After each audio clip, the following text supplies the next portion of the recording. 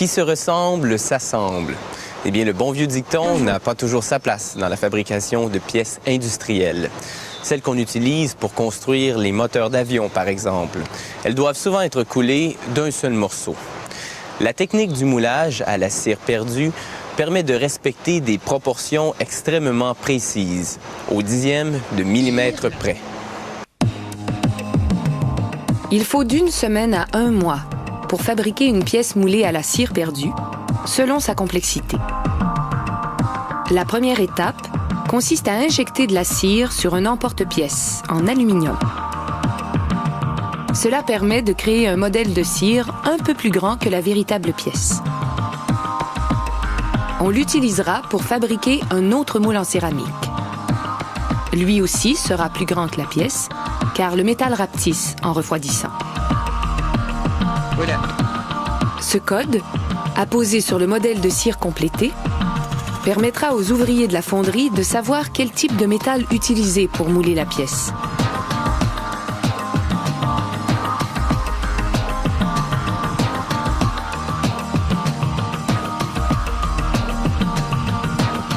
À l'aide d'un fer chaud, on joint des composants de cire qui créent un système de sortie du métal, c'est-à-dire des canaux qui font passer le métal fondu à l'intérieur de la cavité du moule.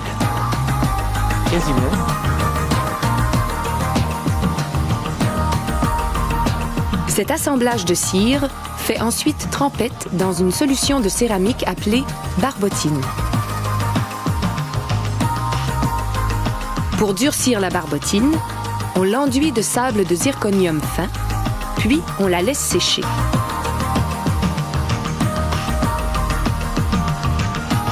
Un robot répète ensuite le traitement avec du sable à gros grains jusqu'à l'obtention d'une coquille de céramique de 7 mm d'épaisseur. L'assemblage de cire recouvert de céramique est maintenant prêt pour le décirage. Les ouvriers l'envoient dans l'autoclave durant 5 à 10 minutes. Ce traitement fait disparaître la cire et crée un moule en céramique dont la cavité représente la forme de la pièce. Dès que ce moule est sec, on peut commencer à mouler la pièce.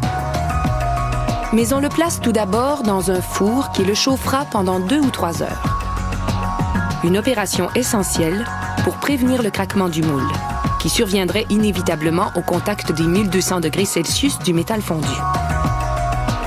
Le voici d'ailleurs qui se déverse dans la cavité du moule.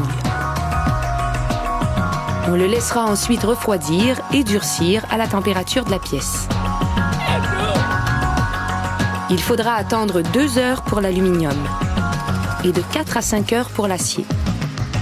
On pourra alors briser le moule à l'aide d'un marteau vibrant, en 5 minutes à peine.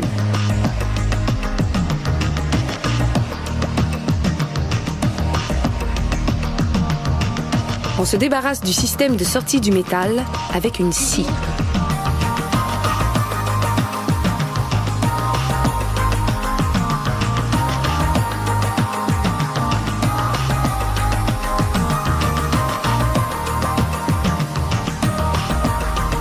Puis, on polit la surface de la pièce. La dernière étape consiste à s'assurer de sa dimension exacte, spécifiée par le schéma industriel. C'est ce qu'on appelle le calibrage. Pour être calibrées, les pièces en acier doivent être chauffées dans un four. Les pièces en aluminium, elles, peuvent être calibrées lorsqu'elles sont froides. Les techniciens utilisent toutes sortes d'outils et de presses pour mesurer les pièces. Si elles ne respectent pas les spécifications, il faudra les retravailler ou tout bonnement les rejeter. Parmi la panoplie d'instruments sophistiqués, on retrouve ce comparateur optique qui vérifie les angles et les rayons, ainsi que cet appareil de mesure de coordonnées qui examine scrupuleusement les dimensions.